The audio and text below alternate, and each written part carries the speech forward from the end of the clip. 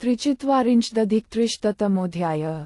जन्मेजय का प्रश्न। देवर्षि नारद का श्वेत द्वीप से लौटकर नर नारायण के पास जाना और उनके पूछने पर उनसे वहां के महत्वपूर्ण दृश्य का वर्णन करना। शौनक ने कहा, सूतनंदन, आपने ये बहुत बड़ा आख्यान सुनाया है। इसे सुनकर समस्त ऋषियों को बड़ा आश्चर्य हुआ है। सूत कुमार, संपूर्ण ऋषि आश्रमों की यात्रा करना और समस्त तीर्थों में स्नान करना भी वैसा फलदायक नहीं है जैसी कि भगवान नारायण की कथा है। समस्त पापों से छुड़ाने वाली नारायण संबंधिनी इस पुण्यमयी कथा को आरंभ से ही सुनकर हमारे तन मन पवित्र हो गए। सर्वलोकवंदित भगवान नारायण देव का दर्शन तो ब्रह्मा आदि संपूर्ण देवताओं तथा अन्यान्य महर्षियों के लिए भी दुर्लभ है। सूतनंदन, नारद जी ने जो देवदेव नारायण हरि का दर्शन कर लिया, यह निश्चय ही उनकी अनुमति से ही संभव हुआ। नारद जी ने जो अनिरुद्ध विग्रह में स्थित हुए जगन्नाथ श्रीहरि का दर्शन किया और पुनः जो वे वहां से देवश्रेष्ठ नर नारायण का दर्शन करने के लिए उनके पास दौड़े गए, इसका क्या कारण है, यह मुझे बताइए। सूतपुत्र ने कहा, शौनक, राजा जन्मेजय का वह यज्ञ विधिपूर्वक चल रहा था। उसमें विभिन्न कर्मों के बीच में अवकाश मिलने पर राजेंद्र जन्मेजय ने अपने पितामहों के पितामह वेदनिधि भगवान कृष्णद्वैपायन महर्षि व्यास से इस प्रकार पूछा। जन्मेजय बोले, भगवान नारायण के कथन पर विचार करते हुए देवर्षि नारद जब श्वेतद्वीप से लौट आए, तब उसके बाद उन्होंने क्या किया? बद्रिकाश्रम में आकर उन दोनों ऋषियों से मिलने के पश्चात नारद जी ने वहां कितने समय तक निवास किया और उन दोनों से कौन सी कथा पूछी? 1,00,000 श्लोकों से युक्त विस्तृत महाभारत इतिहास से निकालकर जो आपने ये सारभूत कथा सुनाई है, ये बुद्धिरूपी मथानी के द्वारा ज्ञान के उत्तम समुद्र को मथकर निकाले गए अमृत के समान है। ब्रह्म जैसे दही से मक्खन, मलय पर्वत से चंदन, वेदों से आरण्यक और औषधियों से अमृत निकाला गया है, उसी प्रकार आपने ये कथारूपी अमृत निकाल कर रखा है। तपोनिधे, आपने भगवान नारायण की कथा से संबंध रखने वाली जो बातें कही हैं, वे सब इस ग्रंथ की सारभूत हैं। सबके ईश्वर भगवान नारायण देव संपूर्ण भूतों को उत्पन्न करने वाले हैं। द्विज श्रेष्ठ, उन भगवान नारायण का तेज भूत है। मनुष्य के लिए उसकी ओर देखना भी कठिन है। कल्प के अंत में जिनके भीतर ब्रह्मा आदि संपूर्ण देवता, ऋषि, गंधर्व तथा जो कुछ भी चराचर जगत है, वह सब विलीन हो जाता है। उनसे बढ़कर परम पावन एवं महान इस भूतल और स्वर्गलोक में मैं दूसरे किसी को नहीं मानता। संपूर्ण ऋषि आश्रमों की यात्रा करना और समस्त तीर्थों में स्नान करना भी वैसा फल देने वाला नहीं है जैसा कि भगवान नारायण की कथा प्रदान करती है। संपूर्ण विश्व के स्वामी श्रीहरि की कथा सब पापों का नाश करने वाली है। उसे आरंभ से ही सुनकर हम सब लोग यहाँ सर्वथा पवित्र हो गए हैं। मेरे पितामह अर्जुन ने जो भगवान वासुदेव की सहायता पाकर उत्तम विजय प्राप्त कर ली, वहां उन्होंने कोई भूत कार्य नहीं किया है। त्रिलोकीनाथ भगवान कृष्ण ही जब उनके सहायक थे, तब उनके लिए तीनों लोकों में किसी वस्तु की प्राप्ति असंभव रही हो, यह मैं नहीं मानता। ब्रह्मा, मेरे सभी पूर्वज धन्य थे, जिनका हित और कल्याण करने के लिए साक्षात जनार्दन तैयार रहते थे। लोकपूजित भगवान नारायण का दर्शन तो तपस्या से ही हो सकता है, किंतु मेरे पितामहों ने श्रीवत्स के चिन्ह से विभूषित उनका साक्षात दर्शन अनायास ही पा लिया था।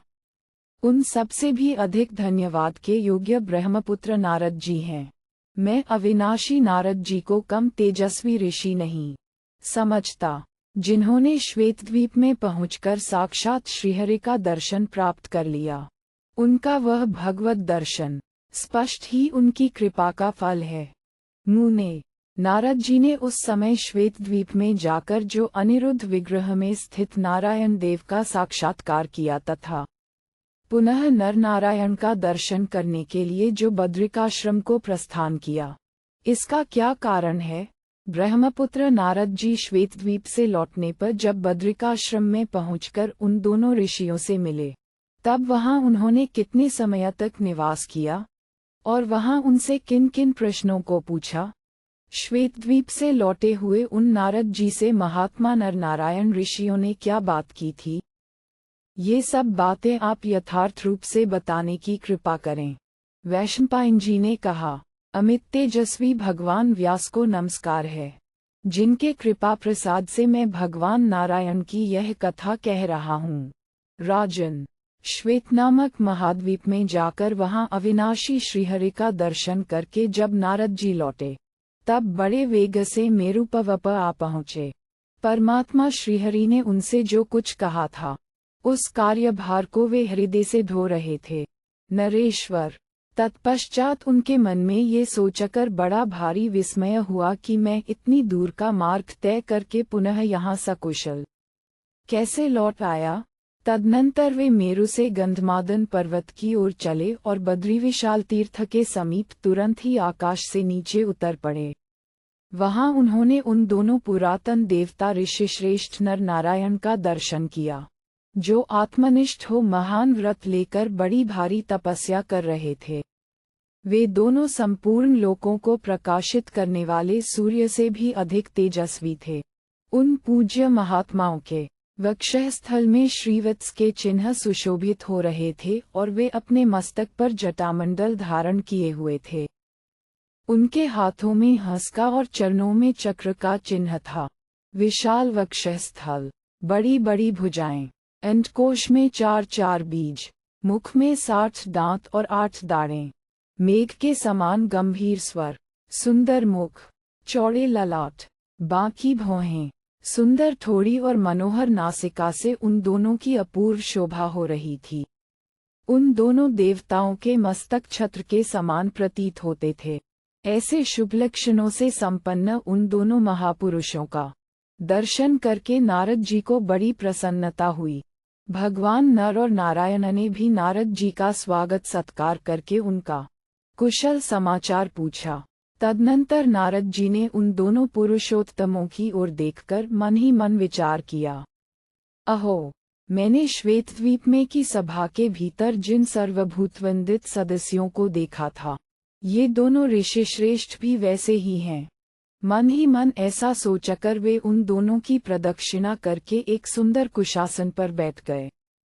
तदनंतर तपस्या, यश और तेज के भी निवास स्थान वे शम दम संपन्न दोनों ऋषि पूर्वाहन काल का नित्य कर्म पूर्ण करके फिर शांत भाव से पाद्य और अर्घ्य आदि निवेदन करके नारद जी की पूजा करने लगे। नरेश्वर, अपने नित्य कर्म तथा नारद जी का आतिथ्य सत्कार करके वे दोनों ऋषि भी कुशासन पर बैठ गए। वहां उन तीनों के बैठ जाने पर वह प्रदेश घी की आहुति से प्रज्वलित विशाल लपटा वाले 3 अग्नियों से प्रकाशित यज्ञ मंडप की भांति सुशोभित होने लगा।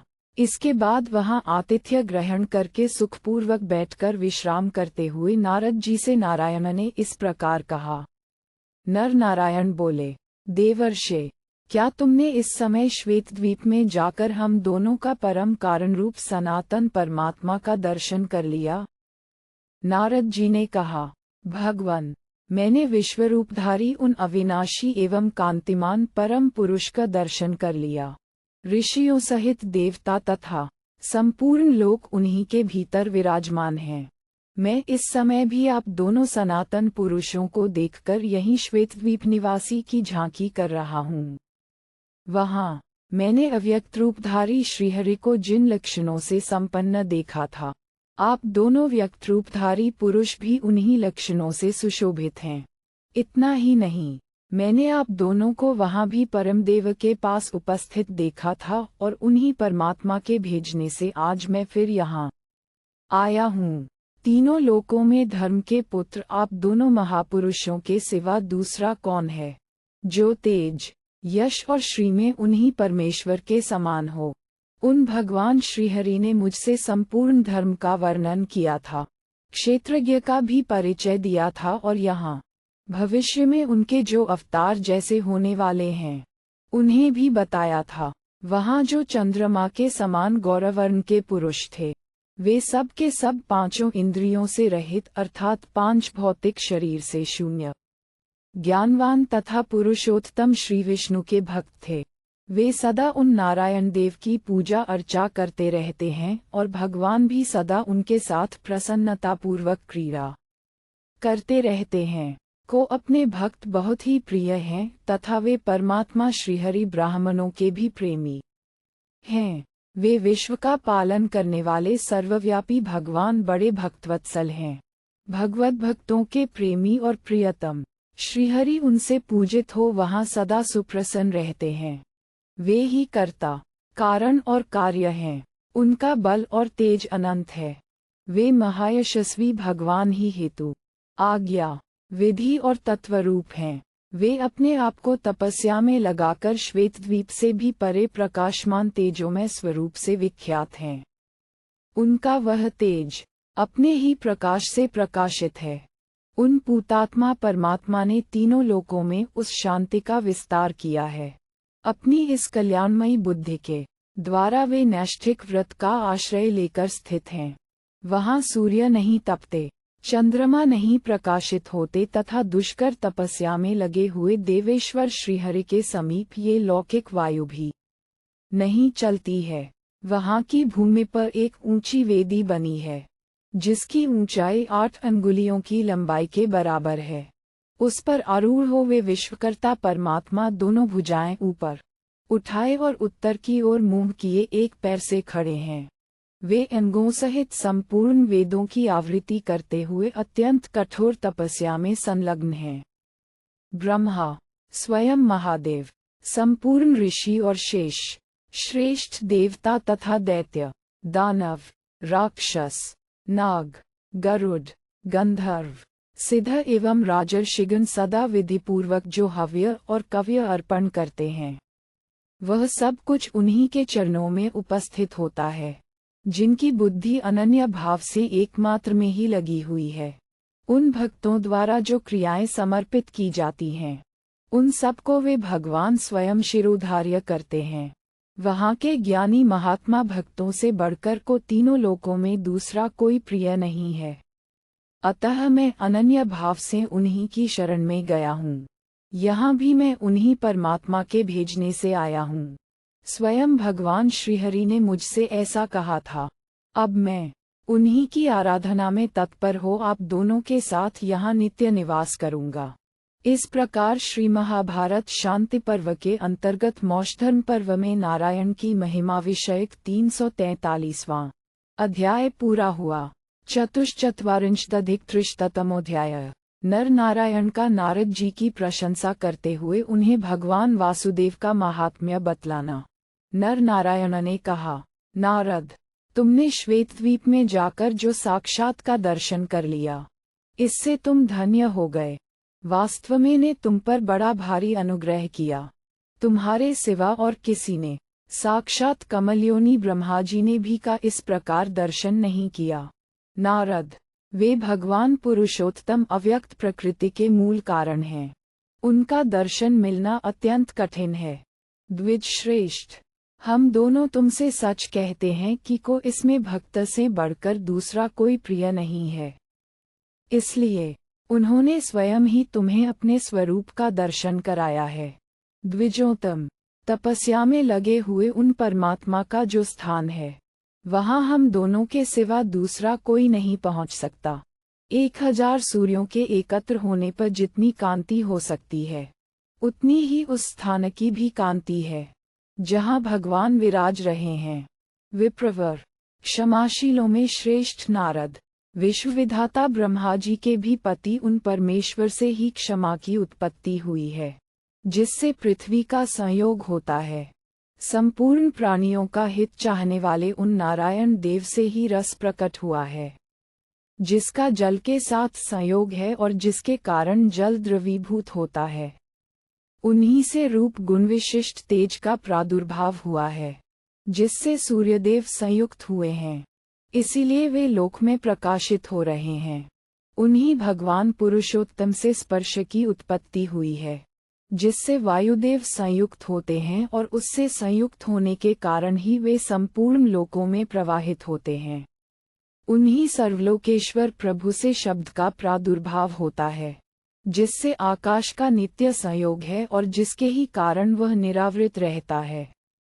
उन्हीं नारायण देव से संपूर्ण प्राणियों के भीतर रहने वाले मन की भी उत्पत्ति हुई है। उस मन से संयुक्त होकर ही चंद्रमा प्रकाश गुण को धारण करता है।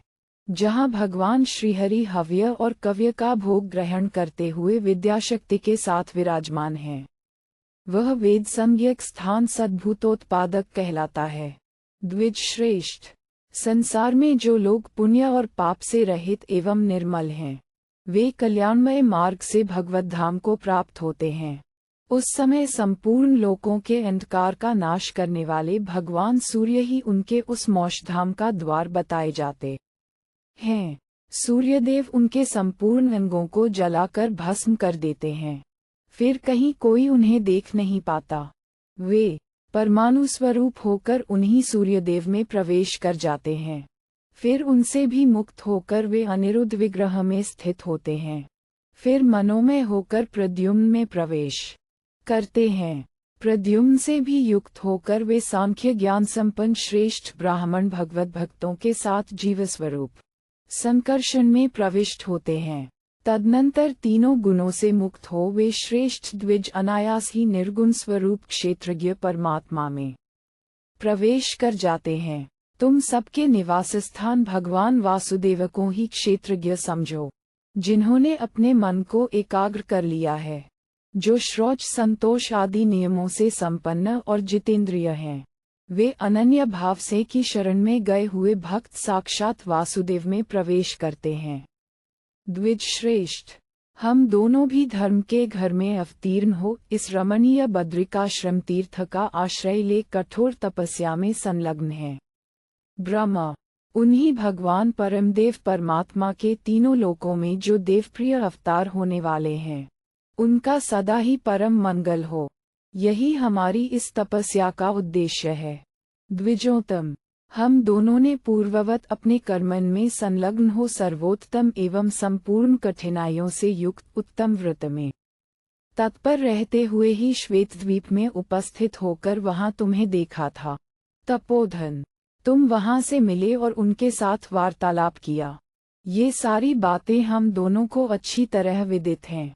महामुने, चराचर प्राणियों सहित तीनों लोकों में जो शुभ या अशुभ बात हो चुकी है, हो रही है अथवा होने वाली है, वह सब उस समय देवदेव भगवान श्रीहरि ने तुमसे कही थी। वैशंपायन जी कहते हैं, जन्मेजय, कठोर तपस्या में लगे हुए भगवान नर और नारायण की यह बात सुनकर नारद जी ने उन्हें हाथ जोड़कर प्रणाम किया और नारायण की शरण लेकर उन्हीं की आराधना में लग गए। उन्होंने नारायण संबंधी बहुत से मंत्रों का विधिपूर्वक जप किया और 1 सहस्र दिव्य वर्षों तक वे नर नारायण के आश्रम में टिके रहे। महातेजस्वी भगवान नारद मुनि प्रतिदिन उन्हीं भगवान वासुदेव की तथा उन दोनों नर और नारायण की भी आराधना करते हुए वहां रहने लगे। इस प्रकार श्री महाभारत शांति पर्व के अंतर्गत मोक्षधर्म पर्व में नारायण की महिमा विषयक 344वां अध्याय पूरा हुआ। पंचचत्वारिंशदधिकत्रिशतमोऽध्यायः। भगवान वराह के द्वारा पितरों के पूजन की मर्यादा का स्थापित होना। वैशंपायन जी कहते हैं, जन्मेजय, किसी समय ब्रह्मपुत्र नारद जी ने शास्त्रीय विधि के अनुसार पहले देवकार्य हवन पूजन करके फिर पितृकार्य श्राद्ध तर्पण किया। तब धर्म के ज्येष्ठ पुत्र नर ने उनसे इस प्रकार पूछा, द्विज श्रेष्ठ, तुम बुद्धिमानों में अग्रगण्य हो, तुम्हारे द्वारा देवकार्य और पितृकार्य के संपादित होने पर उन कर्मों से किसकी पूजा संपन्न होती है, यह मुझे शास्त्र के अनुसार बताओ। तुम ये कौन सा कर्म करते हो और इसके द्वारा किस फल को प्राप्त करना चाहते हो। नारद जी ने कहा, प्रभो, आपने ही पहले ये कहा था कि देवकर्म सबके लिए कर्तव्य है।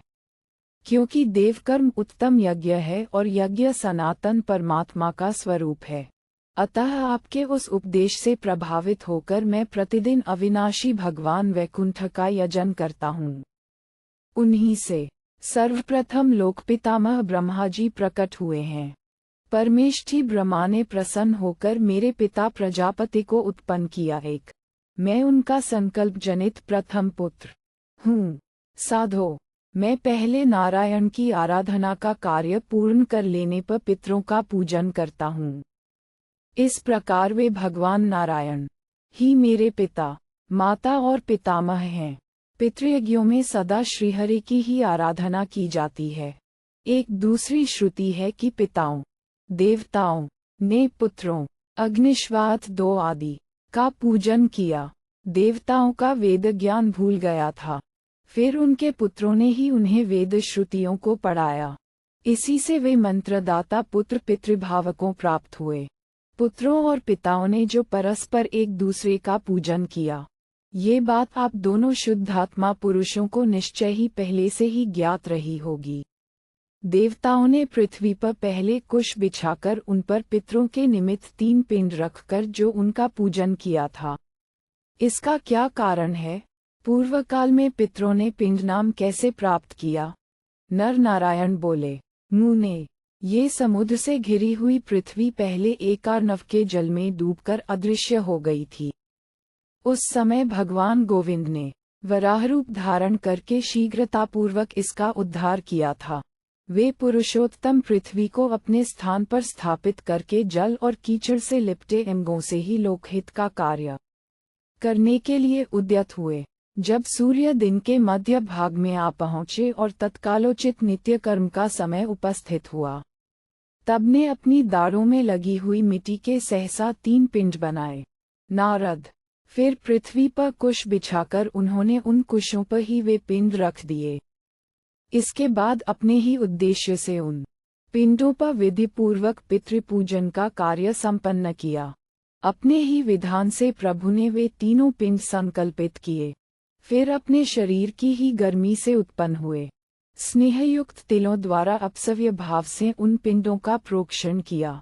तदनंतर देवेश्वर श्रीहरि ने स्वयं ही पूर्वाभिमुख हो प्रार्थना की और धर्म मर्यादा की स्थापना के लिए यह बात कही। भगवान वराह ने कहा, मैं ही संपूर्ण लोकों का सृष्टा हूँ। मैं स्वयं ही जब पितरों की सृष्टि के लिए उद्यत हो पितृकार्य संबंधी दूसरी विधियों का चिंतन करने लगा, उसी क्षण मेरी 2 दाढ़ों से ये 3 पिंड दक्षिण दिशा की ओर पृथ्वी पर गिर पड़े। अतः ये पिंड पितृस्वरूप ही हैं। 3 पितर मूर्तिहीन या अमूर्त होते हैं, जो पिंडरूप मूर्ति धारण करके प्रकट हुए हैं।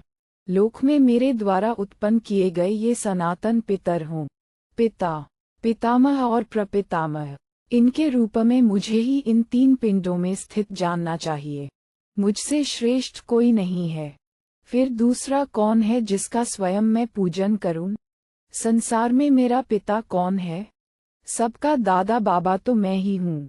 पितामह का पिता, परदादा भी मैं ही हूँ। मैं ही इसका कारण हूँ।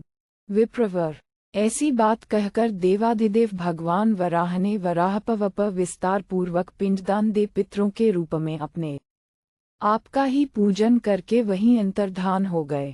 ब्रह्मा, ये की ही नियत की हुई मर्यादा है। इस प्रकार पितरों को पिंड संज्ञा प्राप्त हुई है। भगवान वराह के कथनानुसार वे पितर सदा सबके द्वारा पूजा प्राप्त करते हैं। जो देवता, पितर, गुरु, अतिथि, गौ, श्रेष्ठ ब्राह्मण, पृथ्वी और माता की मन, वाणी एवं क्रिया द्वारा पूजा करते हैं, वे वास्तव में भगवान विष्णु की ही आराधना करते हैं, क्योंकि भगवान विष्णु समस्त प्राणियों के शरीर में अंतरात्मा रूप से विराजमान हैं। सुख और दुख के स्वामी श्रीहरि समस्त प्राणियों में संभाव से स्थित हैं। श्रीनारायण महान महात्मा एवं सर्वात्मा हैं, ऐसा श्रुति में कहा गया है। इस प्रकार श्री महाभारत शांति पर्व के अंतर्गत मोक्षधर्म पर्व में नारायण की महिमा विषयक 345वां अध्याय पूरा हुआ। 1. यद्यपि नारद जी ब्रह्मा जी के ही पुत्र हैं, तथापि दक्ष के शापवश उन्हें पुनः प्रजापति से जन्म ग्रहण करना पड़ा। ये कथा हरिवंश में आई है। 2 अग्निश्वात आदि पितृगण देवताओं के ही पुत्र हैं। एक समय देवता दीर्घकाल तक असुरों के साथ युद्ध में लगे रहे, इसलिए उन्हें अपने पढ़े हुए वेद भूल गए। फिर उन पुत्रों से ही वेदों को पढ़कर देवताओं ने उनको पितृपद पर प्रतिष्ठित किया। षट्चित्वारिंशदधिक-300तमोऽध्याय। नारायण की महिमा संबंधी उपाख्यान का उपसंहार। वैशंपायन जी कहते हैं, जन्मेजय, नर नारायण का वह कथन सुनकर के प्रति नारद जी की भक्ति बहुत बढ़ गई। वे उनके अनन्य भक्त हो गए। नर नारायण के आश्रम में की कथा सुनते और प्रतिदिन अविनाशी श्रीहरि का दर्शन करते हुए जब नारद जी के 1000 दिव्य वर्ष पूरे हो गए तब वे शीघ्र ही हिमालय पर्वत के उस भाग में चले गए जहां उनका अपना आश्रम था। तत्पश्चात वे विख्यात तपस्वी नर नारायण ऋषि भी पुनः उसी रमणीय आश्रम में रहते हुए उत्तम तपस्या में संलग्न हो गए। जन्मेजय, तुम पांडवों के कुलभूषण और अत्यंत पराक्रमी हो। तुम भी प्रारंभ से ही इस कथा को सुनकर आज परम पवित्र हो गए हो। नृपश्रेष्ठ, जो मन, वाणी और क्रिया द्वारा अविनाशी भगवान विष्णु के साथ द्वेष रखता है, उसका न इस लोक में ठिकाना है और न परलोक में। जो देवश्रेष्ठ भगवान नारायण हरि से द्वेष करता है, उसके पितर सदा के लिए नरक में डूब जाते हैं। पुरुष सिंह, भगवान विष्णु को सबका आत्मा जानना चाहिए। यही वास्तविक स्थिति है।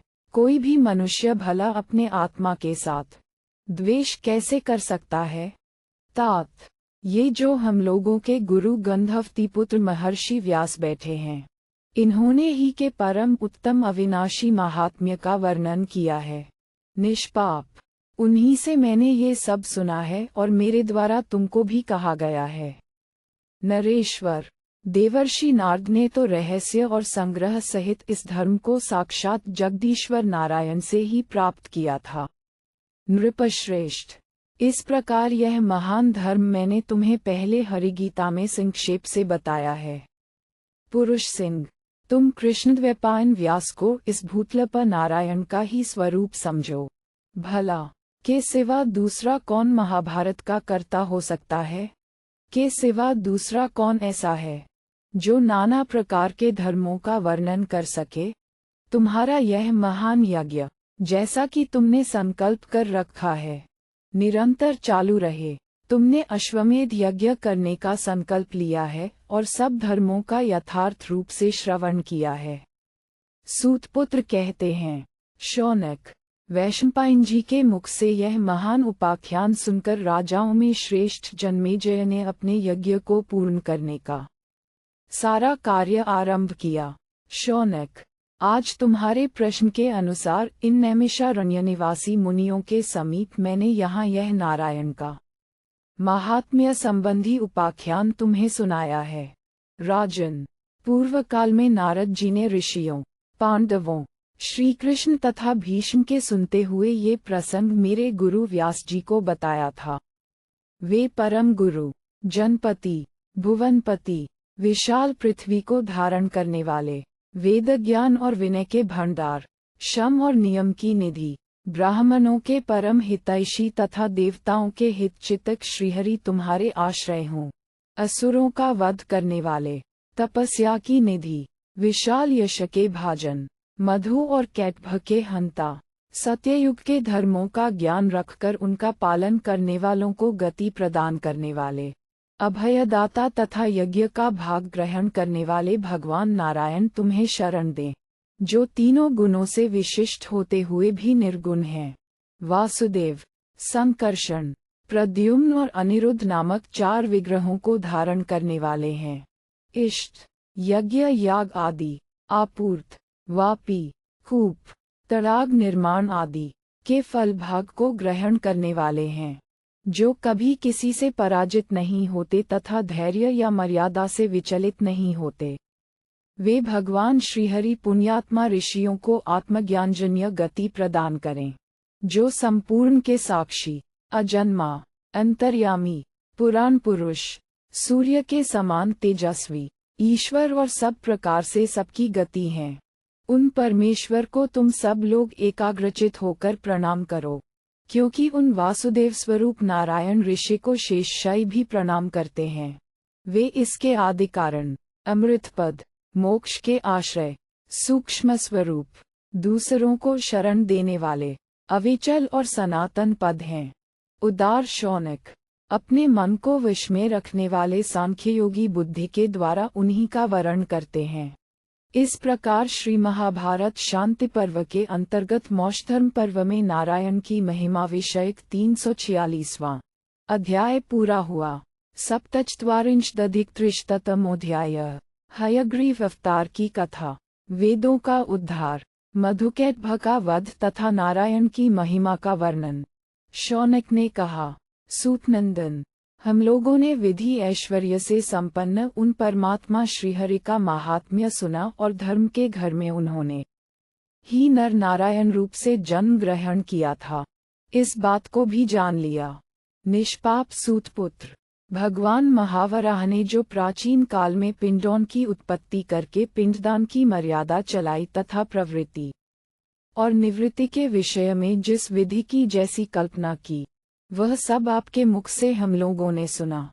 समुद्र के उत्तर पूर्व भाग में हव्य और कव्य का भोग ग्रहण करने वाले भगवान विष्णु ने महान हयग्रीवावतार धारण किया था। ये बात आपने पहले मुझसे कही थी। साथ ही यह भी बताई थी कि भगवान परमेष्ठी ब्रह्मा ने उस रूप का प्रत्यक्ष दर्शन किया था। महान बुद्धिमानों में श्रेष्ठ सूतपुत्र, संपूर्ण को धारण करने वाले श्रीहरि ने पूर्व काल में वह भूत प्रभावशाली रूप क्यों प्रकट किया? उनका वैसा रूप तो पहले कभी देखने में नहीं आया था। मुने, अमित बलशाली एवं अपूर्व रूपधारी उन पुण्यात्मा सुरश्रेष्ठ हयग्रीव का दर्शन करके ब्रह्माजी ने क्या किया? सूतनंदन, आपकी बुद्धि बड़ी उत्तम है। महापुरुष के अवतार संबंधी इस पुरातन ज्ञान के विषय में हम लोगों को संशय हो रहा है। आप इसका समाधान कीजिए। आपने ये पुण्यमयी कथा कहकर हम लोगों को पवित्र कर दिया है। सूतपुत्र ने कहा, शौनक जी, मैं तुमसे वेदतुल्य प्रमाणभूत सारा पुरातन वृत्तांत कहूँगा, जिसे भगवान व्यास ने राजा जन्मेजय को सुनाया था। भगवान विष्णु के हयग्रीवावतार की चर्चा सुनकर तुम्हारी ही तरह राजा जन्मेजय को भी संदेह हो गया था। तब उन्होंने इस प्रकार प्रश्न किया। 9. जन्मेजय बोले, सत्पुरुषों में श्रेष्ठ मुने, ब्रह्माजी ने के जिस हयग्रीवावतार का दर्शन किया था, उसका प्रादुर्भाव किस लिए हुआ था, यह मुझे बताइए। वैशंपायन जी ने कहा, प्रजानाथ, इसमें जितने प्राणी हैं, वे सब ईश्वर के संकल्प से उत्पन्न हुए 5 महाभूतों से युक्त हैं। विराट स्वरूप भगवान नारायण इसके ईश्वर और सृष्टा हैं। वे ही सब जीवों के अंतरात्मा, वरदाता, सगुण और निर्गुण रूप हैं। नृपश्रेष्ठ, अब तुम पंचभूतों के आत्यंतिक प्रलय की बात सुनो। पूर्व काल में जब इस पृथ्वी का एकार्णव के जल में लय हो गया, जल का तेज में, तेज का वायु में, वायु का आकाश में, आकाश का मन में, मन का व्यक्त महतत्व में, व्यक्त का अव्यक्त प्रकृति में, अव्यक्त का पुरुष में अर्थात माया विशिष्ट ईश्वर में और पुरुष का सर्वव्यापी परमात्मा में लय हो गया। उस समय सब ओर केवल अंधकार ही अंधकार छा गया। उसके सिवा और कुछ भी जान नहीं पड़ता था। तमसे का कारणभूत ब्रह्म, परम व्योम, प्रकट हुआ है। तम का मूल है अधिष्ठानभूत अमृत तत्व। वह मूलभूत अमृत ही तम से युक्त हो सभी नाम रूप में प्रपंच को प्रकट करता है और विराट शरीर का आश्रय लेकर रहता है। नृपश्रेष्ठ, उसी को अनिरुद्ध कहा गया है। उसी को प्रधान भी कहते हैं तथा उसी को त्रिगुणमय अव्यक्त जानना चाहिए। उस अवस्था में विद्याशक्ति से संपन्न सर्वव्यापी भगवान श्रीहरि ने योग निद्रा का आश्रय लेकर जल में शयन किया। उस समय वे नाना गुणों से उत्पन्न होने वाली की अद्भुत सृष्टि के विषय में विचार करने लगे। सृष्टि के विषय में विचार करते हुए उन्हें अपने गुण महान महतत्व का स्मरण हो आया। उससे अहंकार प्रकट हुआ। वह अहंकार ही चार मुखों वाले ब्रह्मा जी हैं, जो संपूर्ण लोकों के पितामह और भगवान हिरण्यगर्भ के नाम से प्रसिद्ध हैं। ब्रह्मांड में कमल में अनिरुद्ध अहंकार से कमलनयन ब्रह्मा का उस समय प्रादुर्भाव हुआ था। वे अद्भुत रूपधारी एवं तेजस्वी सनातन भगवान ब्रह्मा सहस्रदल कमल पर विराजमान हो जब इधर उधर दृष्टि डालने लगे, तब उन्हें समस्त जगत जलमय दिखाई दिया। तब ब्रह्मा जी सत्वगुण में स्थित होकर प्राणियों की सृष्टि में प्रवृत्त हुए। वे जिस कमल पर बैठे थे, उसका पत्ता सूर्य के समान देदीप्यमान होता था। उस पर पहले से ही भगवान नारायण की प्रेरणा से जल की बूंदें पड़ी थीं, जो रजोगुण और तमोगुण की प्रतीक थीं। आदि अंत से रहित भगवान अच्युत ने उन दोनों बूंदों की ओर देखा। उनमें से एक बूंद की दृष्टि पड़ते ही उनकी प्रेरणा से तमोमय मधु नामक दैत्य के आकार में परिणत हो गई। उस दैत्य का रंग मधु के समान था और उसकी कांति बड़ी सुंदर थी। जल की दूसरी बूंद, जो कुछ कड़ी थी, नारायण की आज्ञा से रजोगुण से उत्पन्न कैटभ नामक दैत्य के रूप में प्रकट हुई। तमोगुण और रजोगुण से युक्त वे दोनों श्रेष्ठ दैत्य मधु और कैटभ बड़े बलवान थे। वे अपने हाथों में गदा लिए कमलनाल का अनुसरण करते हुए आगे बढ़ने लगे। ऊपर जाकर उन्होंने कमल पुष्प के आसन पर बैठकर सृष्टि रचना में प्रवृत्त हुए अमित तेजस्वी ब्रह्मा जी को देखा, एवं उनके पास ही मनोहर रूप धारण किए हुए चारों वेदों को देखा। उन विशालकाय श्रेष्ठ असुरों ने उस समय वेदों पर दृष्टि पड़ते ही उन्हें ब्रह्मा जी के देखते देखते सहसा हर लिया। सनातन वेदों का अपहरण करके वे दोनों श्रेष्ठ दानव उत्तर पूर्ववर्ती महासागर में घुस गए और तुरंत रसातल में जा पहुँचे। वेदों का अपहरण हो जाने पर ब्रह्मा जी को बड़ा खेद हुआ। उन पर मोह छा गया। वे वेदों से वंचित होकर मन ही मन परमात्मा से इस प्रकार कहने लगे।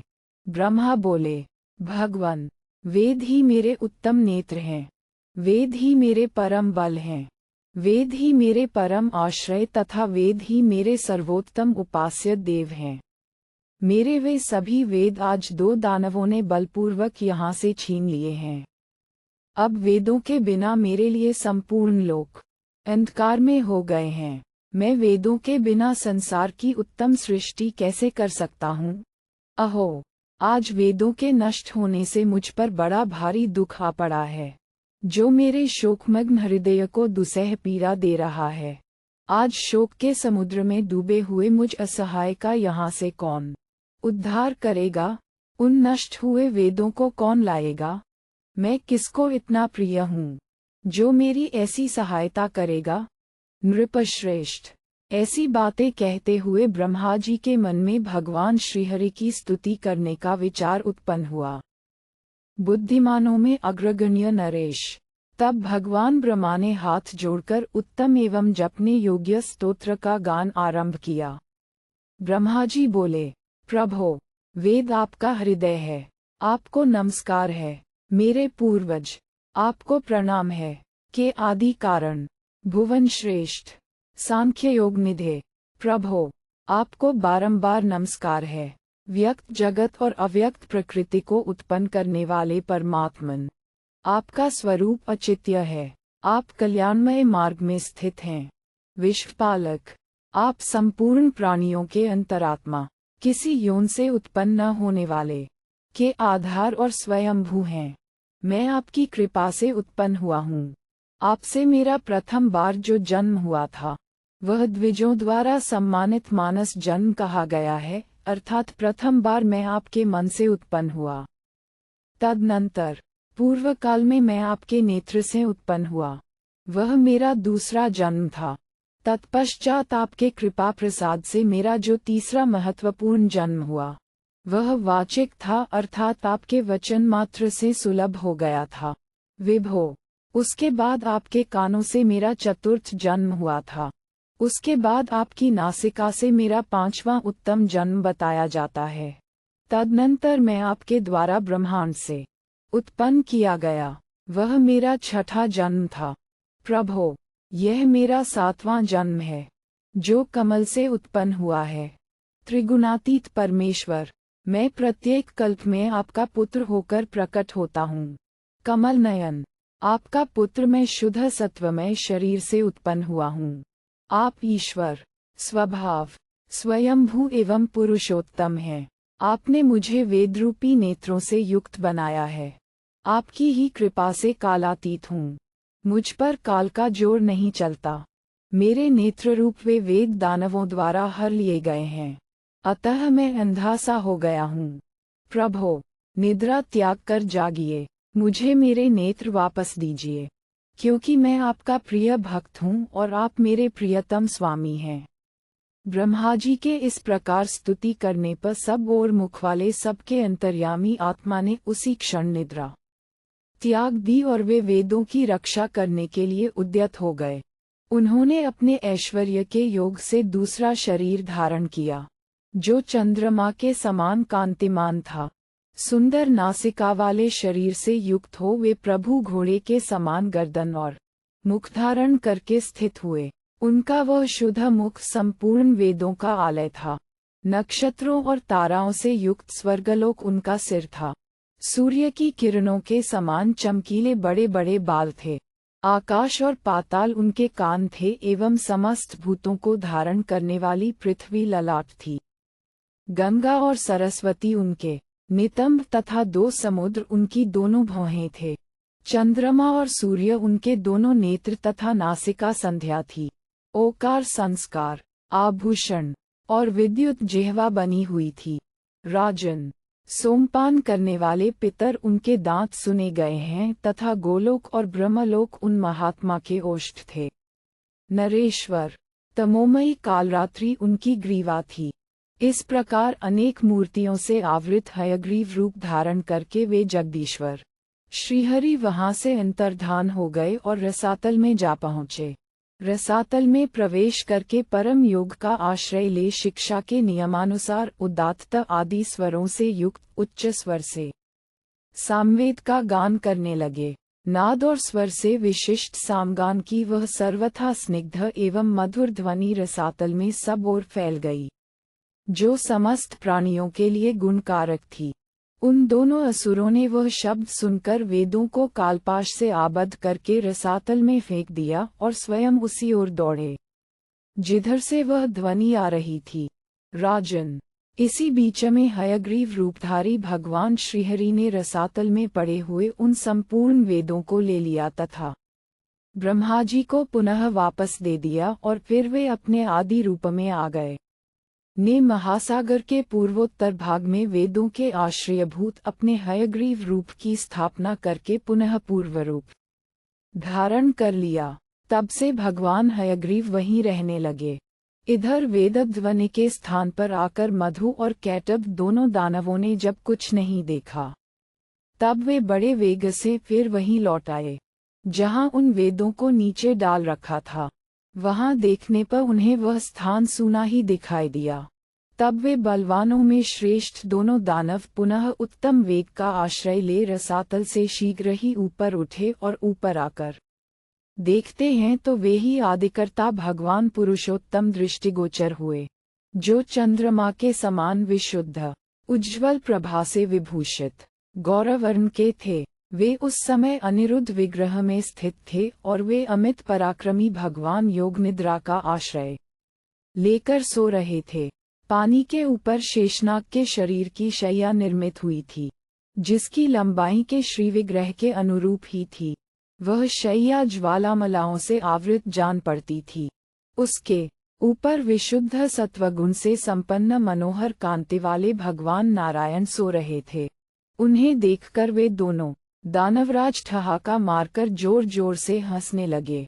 रजोगुण और तमोगुण से आविष्ट हुए वे दोनों असुर परस्पर कहने लगे, ये जो श्वेतवर्ण वाला पुरुष निद्रा में निमग्न होकर सो रहा है, निश्चय ही इसी ने रसातल से वेदों का अपहरण किया है। ये किसका पुत्र है, कौन है और क्यों यहाँ सर्प के शरीर की शैया पर सो रहा है। उद्धरण, इस प्रकार बातचीत करके उन दोनों ने को जगाया। उन्हें युद्ध के लिए उत्सुक जान भगवान पुरुषोत्तम जाग उठे। फिर उन दोनों असुरेंद्रों का अच्छी तरह निरीक्षण करके उन्होंने मन ही मन उनके साथ युद्ध करने का निश्चय किया। फिर तो उन दोनों असुरों का और भगवान नारायण का युद्ध आरंभ हो गया। भगवान मधुसूदन ने ब्रह्मा जी का मान रखने के लिए तमोगुण और रजोगुण से आविष्ट शरीर वाले उन दोनों दैत्यों मधु और कैटभ को मार डाला। इस प्रकार वेदों को वापस लाकर और मधु कैटभ का वध करके भगवान पुरुषोत्तम ने ब्रह्मा जी का शोक दूर कर दिया। तत्पश्चात वेद से सम्मानित और से सुरक्षित होकर ब्रह्मा जी ने समस्त चराचर की सृष्टि की। ब्रह्मा जी को लोक रचना की श्रेष्ठ बुद्धि देकर भगवान नारायण देव वहीं अंतर्धान हो गए। वे जहाँ से आए थे वहीं चले गए। श्रीहरि ने इस प्रकार हयग्रीव रूप धारण करके उन दोनों दानवों का वध किया था। उन्होंने पुनः प्रवृत्ति धर्म का प्रचार करने के लिए ही उस शरीर को प्रकट किया था। इस तरह महाभाग श्रीहरि ने हयग्रीव रूप धारण किया था का यह वरदायक रूप पुरातन एवं पुराण प्रसिद्ध है। जो ब्राह्मण प्रतिदिन इस अवतार कथा को सुनता या स्मरण करता है उसका अध्ययन कभी नष्ट निष्फल नहीं होता है। महादेव जी के बताए हुए मार्ग पर चलकर उग्र तपस्या द्वारा भगवान हयग्रीव की आराधना करके पांचाल देशीय गाल्व मुनि ने वेदों का क्रम विभाग प्राप्त किया था। राजन, तुमने जिसके लिए मुझसे पूछा था, ये हयग्रीवावतार की वेदानुमोदित प्राचीन कथा मैंने तुम्हें सुना दी। परमात्मा कार्य साधन के लिए जिस जिस शरीर को धारण करना चाहते हैं उसे कार्य करते समय स्वयं ही प्रकट कर लेते हैं। ये श्रीमद् हरि वेद और तपस्या की निधि हैं। ये ही योग, सांख्य, ब्रह्म, श्रेष्ठ हविष्य और विभु हैं। वेदों का पर्यवसान भगवान नारायण में ही है। यज्ञ नारायण के ही स्वरूप हैं। तपस्या के परम फल भगवान नारायण ही हैं तथा नारायण की प्राप्ति ही सर्वोत्तम गति है। सत्य के परम लक्ष्य नारायण ही हैं। रीत नारायण का ही स्वरूप है, जिसके आचरण से पुनर्जन्म की प्राप्ति नहीं होती। उस निवृत्ति प्रधान धर्म के भी चरम लक्ष्य भगवान नारायण ही हैं। प्रवृत्ति रूप धर्म भी नारायण का ही स्वरूप है। भूमि का श्रेष्ठतम गुण गंध भी नारायणमय ही है। राजन, जल का गुण रस भी नारायण का ही स्वरूप है। तेज का उत्तम गुण रूप भी नारायणमय ही है। वायु का गुण स्पर्श भी नारायण स्वरूप ही है तथा आकाश का गुण शब्द भी नारायणमय ही है। अव्यक्त गुण एवं लक्षण वाला मन नामक भूत, काल और नक्षत्र मंडल ये सब नारायण के ही आश्रित हैं। कीर्ति, श्री और लक्ष्मी आदि देवियां नारायण को ही अपना परम आश्रय मानती हैं। सांख्य का परम तात्पर्य भी नारायण ही है और योग भी नारायण का ही स्वरूप है। पुरुष, प्रधान, स्वभाव, कर्म तथा दैव ये जिन वस्तुओं के कारण हैं वे भी नारायण रूप ही हैं। अधिष्ठान, कर्ता, भिन्न भिन्न प्रकार के कारण, नाना प्रकार की अलग अलग चेष्टाएं तथा पांचवां दैव, इन 5 कारणों के रूप में सर्वत्र श्रीहरि ही विराजमान हैं।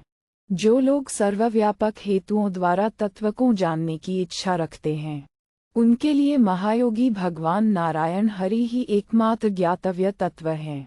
भगवान केशव ब्रह्मा आदि देवताओं, संपूर्ण लोकों, महात्मा ऋषियों, सांख्यवेत्ताओं, योगियों और आत्मज्ञानी यतियों के मन की बातें भी जानते हैं, परंतु उनके मन में क्या है यह उनमें से किसी को पता नहीं है।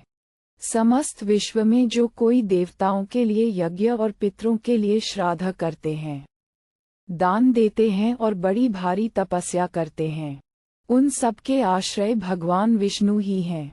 वे अपने ऐश्वर्य योग में स्थित रहते हैं। संपूर्ण प्राणियों के आवास स्थान होने के कारण वे वासुदेव कहे जाते हैं। ये परम महर्षि नारायण नित्य महान ऐश्वर्य से युक्त और गुणों से रहित हैं, तथापि जैसे गुणहीन काल ऋतु के गुणों से युक्त होता है, उसी प्रकार वे भी समय समय पर गुणों को स्वीकार करके उनसे संयुक्त होते हैं। उन महात्मा की गति को कोई नहीं जानता। उनके आगमन का भी यहाँ किसी को कुछ पता नहीं चलता। जो ज्ञान स्वरूप महर्षि हैं, वे ही उन नित्य अंतर्यामी एवं अनंत गुण विभूषित परमात्मा का साक्षात्कार करते हैं। इस प्रकार श्री महाभारत शांति पर्व के अंतर्गत मोक्षधर्म पर्व में नारायण की महिमा विषयक 347वां अध्याय पूरा हुआ। तारांकन वैशंपायन जी ने जन्मेजय को महाभारत की कथा वेदव्यास जी की आज्ञा से सुनाई थी, इस कारण यहाँ ऐसा लिखा है। अष्टचत्वारिंशदधिक-त्रिशततमोऽध्याय। सात्वत धर्म की उपदेश परंपरा तथा के प्रति एकांतिक भाव की महिमा। जन्मेजय ने कहा, ब्रह्म भगवान अनन्य भाव से भजन करने वाले सभी भक्तों को प्रसन्न करते और उनकी विधिवत की हुई पूजा को स्वयं ग्रहण करते हैं। ये कितने आनंद की बात है। संसार में जिन लोगों की वासनाएं दग्ध हो गई हैं और जो पुण्य पाप से रहित हो गए हैं, उन्हें परंपरा से जो गति प्राप्त होती है, उसका भी आपने वर्णन किया है।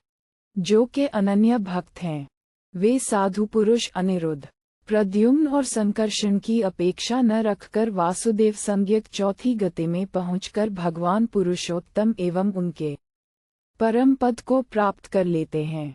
निश्चय ही यह अनन्य भाव से का भजन रूप धर्म श्रेष्ठ एवं श्रीनारायण को परम प्रिय है, क्योंकि इसका आश्रय लेने वाले भक्तजन उक्त 3 गतियों को प्राप्त न होकर सीधे चौथी गति में पहुंचकर अविनाशी श्रीहरि को प्राप्त कर लेते हैं।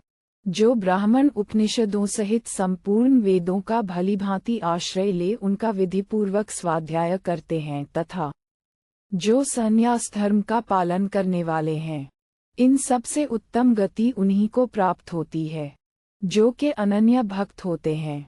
भगवान, इस भक्तिरूप धर्म का किस देवता अथवा ऋषि ने उपदेश किया है? अनन्य भक्तों की जीवनचर्या क्या है और वह कब से प्रचलित हुई? मेरे इस संशय का निवारण कीजिए। इस विषय को सुनने के लिए मेरे मन में बड़ी उत्कंठा हो रही है। वैशंपायन जी ने कहा, राजन, जिस समय कौरव और पांडवों की सेनाएं युद्ध के लिए आमने सामने डटी हुई थीं और अर्जुन युद्ध से अन्य हो रहे थे, उस समय स्वयं ने उन्हें गीता में इस धर्म का उपदेश दिया। मैंने पहले तुमसे गति और अगति का स्वरूप भी बताया था। ये धर्म गहन तथा अजितात्मा पुरुषों के लिए दुर्गम है। राजन, ये धर्म सामवेद के समान है। प्राचीन काल के सत्ययुग से ही यह प्रचलित हुआ है। स्वयं जगदीश्वर भगवान नारायण ही इस धर्म को धारण करते हैं। महाराज, कुंती पुत्र युधिष्ठिर ने ऋषियों के बीच में महाभाग नारद जी से यही विषय पूछा था। उस समय श्री कृष्ण और भीष्म भी इस विषय को सुन रहे थे। नृपश्रेष्ठ, मेरे गुरु व्यास जी ने और मैंने भी यह विषय कहा था, परंतु वहां नारद जी ने उस विषय का जैसा वर्णन किया था उसे बताता हूँ। सुनो। भूपाल, सृष्टि के आदि में जब भगवान नारायण के मुख से ब्रह्मा जी का मानसिक जन्म हुआ था, उस समय साक्षात नारायण ने उन्हें इस धर्म का उपदेश किया था। भरत नंदन, नारायण ने उस धर्म से देवताओं और पितरों का पूजनादि कर्म किया था। फिर फेनप ऋषियों ने उस धर्म को ग्रहण किया। फेनपों से वैखांसों ने उस धर्म को उपलब्ध किया। उनसे सोम ने उसे ग्रहण किया। तदनंतर वह धर्म फिर लुप्त हो गया। नरेश्वर, जब ब्रह्मा जी का नेत्रजनित द्वितीय जन्म हुआ, तब उन्होंने सोम से उस नारायण स्वरूप धर्म को सुना था। राजन, ब्रह्मा जी ने रुद्र को इसका उपदेश दिया। नरेश्वर, तत्पश्चात योगनिष्ठ रुद्र ने पूर्वकाल के कृतयुग में संपूर्ण बालखिल्य ऋषियों को इस धर्म से अवगत कराया। तदनंतर भगवान विष्णु की माया से वह धर्म फिर लुप्त हो गया। राजन, जबकि वाणी से ब्रह्मा जी का तीसरा महत्वपूर्ण जन्म हुआ, तब फिर साक्षात नारायण से ही यह धर्म प्रकट हुआ। सुपर्ण नामक ऋषि ने इंद्रिय संयम और मनोनिग्रह पूर्वक भली भांति तपस्या करके भगवान पुरुषोत्तम से इस धर्म को प्राप्त किया। सुपर्ण ने प्रतिदिन इस उत्तम धर्म की 3 आवृत्ति की थी। इसलिए इस व्रत या धर्म को यहाँ त्रिसौपर्ण कहते हैं। ये दुष्कर धर्म ऋग्वेद के पाठ में स्पष्ट रूप से पढ़ा गया है। नरश्रेष्ठ, सुपर्ण से उस सनातन धर्म को इसके प्राणस्वरूप वायु ने प्राप्त किया। वायु से वेक्साशी ऋषियों ने इस धर्म का उपदेश ग्रहण किया। उनसे महोदधि को इस उत्तम धर्म की प्राप्ति हुई। तत्पश्चात ये धर्म फिर लुप्त होकर भगवान नारायण में विलीन हो गया। पुरुष सिंह, जब पुनः के कानों से महात्मा ब्रह्मा जी की चौथी बार उत्पत्ति हुई, तब जिस प्रकार इस धर्म का प्रादुर्भाव हुआ था वह बताता हूँ, सुनो। साक्षात भगवान नारायण हरि ने की सृष्टि करने की इच्छा से एक ऐसे पुरुष का चिंतन किया जो संसार की सृष्टि करने में पुनर्तः समर्थ हो। कहा जाता है, चिंतन करते समय के दोनों कानों से एक पुरुष का प्रादुर्भाव हुआ। वही प्रजा की सृष्टि करने वाला ब्रह्मा हुआ। जगदीश्वर नारायण ने ब्रह्मा से कहा, बेटा, तुम अपने मुख से लेकर पैर तक के अंगों से समस्त प्रजा की सृष्टि करो। उत्तम व्रत का पालन करने वाले पुत्र, मैं तुम्हारा कल्याण करूंगा और तुम्हारे भीतर तेज एवं बल की वृद्धि करता रहूंगा। तुम मुझसे इस सात्वत नामक धर्म को ग्रहण करो और उसके द्वारा विधिपूर्वक सत्ययुग की सृष्टि करके उसकी स्थापना करो। तदनंतर ब्रह्मा ने भगवान श्रीहरि को नमस्कार किया और उन्हीं नारायण देव के मुख से प्रकट आरण्यक रहस्य तथा संग्रह सहित उस श्रेष्ठ धर्म का उपदेश ग्रहण किया। अमित तेजस्वी ब्रह्मा को इस धर्म का उपदेश देकर उस समय ने उनसे कहा, तुम निष्काम भाव से सारे कर्म करते हुए युग धर्मों के प्रवर्तक बनो। यह आदेश देकर वे अज्ञानांधकार से परे विराजमान अपने परम अव्यक्त धाम को चले गए। तदनंतर वरदायक देवता लोक पितामह ब्रह्मा ने संपूर्ण चराचर लोकों की सृष्टि की। फिर तो सृष्टि के आरंभ में कल्याणकारी कृतयुग की प्रवृत्ति हुई और तब से सात्वधर्म सारे संसार में व्याप्त हो गया। लोकसृष्टा ब्रह्मा ने उसी आदि धर्म के द्वारा देवेश्वर भगवान नारायण हरि की आराधना की। फिर इस धर्म की प्रतिष्ठा के लिए समस्त लोकों के हित की कामना से उन्होंने स्वारोचिष मनु को उस समय इस धर्म का उपदेश किया। नरेश्वर, उन दिनों स्वारोचिष मनु ही संपूर्ण लोकों के अधिपति एवं प्रभु थे। उन्होंने शांत भाव से पहले अपने पुत्र शंखपद को स्वयं इस धर्म का ज्ञान प्रदान किया। भारत, फिर शंखद ने भी अपने औरस पुत्र दिक्पाल सुवर्णाभ को इस धर्म का अध्ययन कराया। इसके बाद त्रेतायुग प्राप्त होने पर वह धर्म फिर लुप्त हो गया। नृपश्रेष्ठ, फिर पूर्व काल में ब्रह्मा जी ने नासिका के द्वारा जब 5वां जन्म ग्रहण किया, तब स्वयं कमलनयन भगवान नारायण हरि ने ब्रह्मा जी के सामने इस धर्म का उपदेश दिया। नरेश्वर, तत्पश्चात भगवान सनय कुमार ने उनसे उस सात्वत धर्म का उपदेश ग्रहण किया। कुरुश्रेष्ठ, सनय कुमार से वीरण प्रजापति ने कृतयुग के आदि में इस धर्म का उपदेश ग्रहण किया। वीरण ने इसका अध्ययन करके रैभ्य मुनि को उपदेश दिया। रैभ्य ने उत्तम व्रत का पालन करने वाले श्रेष्ठ बुद्धि से युक्त धर्मात्मा एवं शुद्ध आचार विचार वाले अपने पुत्र दिक्पाल कुक्ष को इसका उपदेश दिया। तदनंतर नारायण के मुख से निकला हुआ ये सात्वत धर्म फिर लुप्त हो गया। इसके बाद जब ब्रह्मा जी का अंड से 6ठा जन्म हुआ, तब से उत्पन्न हुए ब्रह्मा जी के लिए पुनः भगवान नारायण के मुख से ये धर्म प्रकट हुआ। राजन, ब्रह्मा जी ने इस धर्म को ग्रहण किया और वे विधिपूर्वक उसे अपने उपयोग में लाए। नरेश्वर, फिर उन्होंने बर्हिषद नाम वाले मुनियों को इसका अध्ययन कराया। बर्हिषद नामक ऋषियों से इस धर्म का उपदेश ज्येष्ठ नाम से प्रसिद्ध एक ब्राह्मण को मिला, जो सामवेद के पारंगत विद्वान थे। ज्येष्ठ साम की उपासना का उन्होंने व्रत ले रखा था, इसलिए वे ज्येष्ठ सामव्रती हरि कहलाते थे। राजन, ज्येष्ठ से राजा अविकम्पन को इस धर्म का उपदेश प्राप्त हुआ। प्रभो, तदनंतर यह भागवत धर्म फिर लुप्त हो गया। नरेश्वर, ये जो ब्रह्मा जी का के नाभिकमल से 7वां जन्म हुआ है, इसमें स्वयं नारायण ने ही कल्प के आरंभ में जगधाता शुद्ध स्वरूप ब्रह्मा को इस धर्म का उपदेश दिया। फिर ब्रह्मा जी ने सबसे पहले प्रजापति दक्ष को इस धर्म की शिक्षा दी। नृपश्रेष्ठ। इसके दक्ष दक्ष ने अपने ज्येष्ठ दौहित्र अदिति के सविता से भी बड़े पुत्र को इस धर्म का उपदेश दिया। उन्हीं से विवस्वान सूर्य ने इस धर्म का उपदेश ग्रहण किया। फिर त्रेतायुग के आरंभ में सूर्य ने मनु को और मनु ने संपूर्ण के कल्याण के लिए अपने पुत्र इक्ष्वाकु को इसका उपदेश दिया। इक्ष्वाकु के उपदेश से इस सात्वत धर्म का संपूर्ण में प्रचार और प्रसार हो गया। नरेश्वर। कल्पांत में ये धर्म फिर भगवान नारायण को ही प्राप्त हो जाएगा। नृपश्रेष्ठ। यतियों का जो धर्म है वह मैंने पहले ही तुम्हें हरिगीता में संक्षेप शैली से बता दिया है।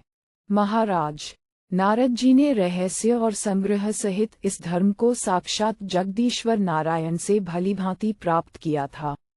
राजन, इस प्रकार यह आदि एवं महान धर्म सनातन काल से चला आ रहा है। ये दूसरों के लिए दुर्गेय और दुष्कर है कि भक्त सदा ही इस धर्म को धारण करते हैं। इस धर्म को जानने से और अहिंसा भाव से युक्त इस सात्व धर्म को क्रिया रूप से आचरण में लाने से जगदीश्वर श्रीहरि प्रसन्न होते हैं कि भक्तों द्वारा कभी केवल एक व्यूह भगवान वासुदेव की, कभी दो व्यूह वासुदेव और संकर्षण की, कभी प्रद्युम्न सहित 3 व्यूहों की और कभी अनिरुद्ध सहित 4 व्यूहों की उपासना देखी जाती है। भगवान श्रीहरि ही क्षेत्रज्ञ हैं, ममता रहित और निष्कल हैं। ये ही संपूर्ण भूतों 5 भौतिक गुणों से अतीत जीवात्मा रूप से विराजमान हैं। राजन, 5 इंद्रियों का प्रेरक जो विख्यात मन है वह भी श्रीहरि ही है। ये बुद्धिमान श्रीहरि ही संपूर्ण के प्रेरक और सृष्टा हैं। नरेश्वर, ये अविनाशी पुरुष नारायण ही अकर्ता, कर्ता, कार्य तथा कारण हैं। ये जैसा चाहते हैं वैसे ही क्रीड़ा करते हैं। नृपश्रेष्ठ, यह मैंने तुमसे गुरु कृपा से ज्ञात हुए अनन्य भक्ति रूप धर्म का वर्णन किया है। जिनका अंतःकरण पवित्र नहीं है, ऐसे लोगों के लिए इस धर्म का ज्ञान होना बहुत ही कठिन है। नरेश्वर, के अनन्य भक्त दुर्लभ हैं, क्योंकि ऐसे पुरुष बहुत नहीं हुआ करते। कुरुनंदन, यदि संपूर्ण भूतों के हित में तत्पर रहने वाले आत्मज्ञानी, अहिंसक एवं अनन्य भक्तों से जगत भर जाए तो यहाँ सर्वत्र सत्ययुग ही छा जाए और कहीं भी सकौम कर्मों का अनुष्ठान न हो। प्रजानाथ, इस प्रकार मेरे धर्मज्ञ गुरु द्विज श्रेष्ठ भगवान व्यास ने श्री कृष्ण और भीष्म के सुनते हुए ऋषि मुनियों के समीप धर्मराज को इस धर्म का उपदेश किया था। राजन, उनसे भी प्राचीन काल में महातपस्वी नारद जी ने इसका प्रतिपादन किया था। नारायण की आराधना में लगे हुए अनन्य भक्त चंद्रमा के समान गौरवर्ण वाले उन्हीं पर ब्रह्मस्वरूप भगवान अच्युत को प्राप्त होते हैं। जन्मेजय ने पूछा, मुने, इस प्रकार ज्ञानी पुरुषों द्वारा सेवित जो यह अनेक सद्गुणों से संपन्न धर्म है, इसे नाना प्रकार के व्रतों में लगे हुए दूसरे ब्राह्मण क्यों आचरण में नहीं लाते हैं? वैशंपायन जी ने कहा, भरत नंदन, शरीर के बंधन में बंधे हुए जो जीव हैं, उनके लिए ईश्वर ने 3 प्रकार की प्रकृतियां बनाई हैं, सात्विकी, राजसी और तामसी। पुरुष सिंह, कुरुकुल धुरंधर वीर। इन 3 प्रकृतियों वाले जीवों में जो सात्विकी प्रकृति से युक्त सात्विक पुरुष है वही श्रेष्ठ है, क्योंकि वही मोक्ष का निश्चित अधिकारी है। यहाँ भी वह इस बात को अच्छी तरह जानता है कि परम पुरुष नारायण सर्वोत्तम वेदव्यता हैं और मोक्ष के परम आश्रय भगवान नारायण ही हैं। इसीलिए वह मनुष्य सात्विक माना गया है। भगवान नारायण के आश्रित उनका अनन्य भक्त अपने मन के अभीष्ट भगवान पुरुषोत्तम का निरंतर चिंतन करता हुआ उनको प्राप्त कर लेता है। मोक्ष धर्म में तत्पर रहने वाले जो कोई भी मनीषी यति हैं तथा जिनकी तृष्णा का सर्वथा नाश हो गया है, उनके योग क्षेम का भार स्वयं भगवान नारायण वहन करते हैं। जन्म मरण के चक्कर में पड़े हुए जिस पुरुष को भगवान मधुसूदन अपनी कृपा दृष्टि से देख लेते हैं, उसे सात्विक जानना चाहिए। वह मोक्ष का सुनिश्चित अधिकारी हो जाता है। एकांत भक्तों द्वारा सेवित धर्म सांख्य और योग के तुल्य है। उसके सेवन से मनुष्य नारायण स्वरूप मोक्ष में ही परम गति को प्राप्त होते हैं। राजन, जिस पर भगवान नारायण की कृपा दृष्टि हो जाती है, वह पुरुष ही ज्ञानवान होता है। इस तरह अपनी इच्छा मात्र से कोई ज्ञानी नहीं होता। प्रजानाथ, राजसी और तामसी, ये दो प्रकृतियां दोषों से मिश्रित होती हैं। जो पुरुष राजस और तामस प्रकृति से युक्त होकर जन्म धारण करता है, वह प्रायः सकौम कर्म में प्रवृत्ति के लक्षणों से युक्त होता है। अतः भगवान श्रीहरि उसकी ओर नहीं देखते। ऐसा पुरुष जब जन्म लेता है, तब उस पर लोक पितामह ब्रह्म की कृपा दृष्टि होती है और वे उसे प्रवृत्ति मार्ग में नियुक्त कर देते हैं। उसका मन रजोगुण और तमोगुण के प्रवाह में डूबा रहता है। नृपश्रेष्ठ, देवता और ऋषि कामनायुक्त सत्वगुण में स्थित होते हैं। उनमें भी शुद्ध सत्वगुण की कमी होती है, इसलिए वे वैकारिक माने जाते हैं। जन्मेजय ने पूछा, मुने, वैकारिक पुरुष भगवान पुरुषोत्तम को कैसे प्राप्त कर सकता है? ये सब आप अपने अनुभव के अनुसार बताइए और उसकी प्रवृत्ति का भी क्रमशः वर्णन कीजिए। वैशंपायन जी ने कहा, जो अत्यंत सूक्ष्म सत्वगुण से संयुक्त तथा अकार, उकार और मकार, इन तीन अक्षरों से युक्त प्रणव स्वरूप है, उस परम पुरुष परमात्मा को 25वां तत्वरूप पुरुष जीवात्मा कर्तृत्व के अहंकार से शून्य होने पर प्राप्त करता है। इस प्रकार आत्मा और अनात्मा का विवेक कराने वाला सांख्य, चित्तवृत्तियों के निरोध का उपदेश देने वाला योग, जीव और ब्रह्म के अभेद का बोध कराने वाला वेदों का आरण्यक भाग, उपनिषद तथा भक्तिमार्ग का प्रतिपादन करने वाला पांचरात्र आगम, ये सब शास्त्र एक लक्ष्य के साधक होने के कारण एक बताए जाते हैं। ये सब एक दूसरे के अंग हैं। सारे कर्मों को भगवान नारायण के चरणारविंदों में समर्पित कर देना यह एकांत भक्तों का धर्म है। राजन, जैसे सारे जल प्रवाह समुद्र से ही प्रसार को प्राप्त होते हैं और फिर उस समुद्र में ही आकर मिल जाते हैं, उसी प्रकार ज्ञानरूपी जल के महान प्रवाह नारायण से ही प्रकट होकर फिर उन्हीं में लीन हो जाते हैं। भरतभूषण, कुरुनंदन, ये तुम्हें सात्वत धर्म का परिचय दिया गया है। यदि तुमसे हो सके तो यथोचित रूप से इस धर्म का पालन करो। इस प्रकार महाभाग नारद जी ने मेरे गुरु व्यास जी से श्वेत वस्त्रधारी गृहस्थों और काषाय वस्त्रधारी सन्यासियों की अविनश्वर एकांत गति का वर्णन किया है। व्यास जी ने भी बुद्धिमान धर्मपुत्र युधिष्ठिर को प्रेमपूर्वक इस धर्म का उपदेश दिया। गुरु के मुख से प्रकट हुए उसी धर्म का मैंने यहाँ तुम्हारे लिए वर्णन किया है। नृपश्रेष्ठ, इस तरह ये धर्म दुष्कर है।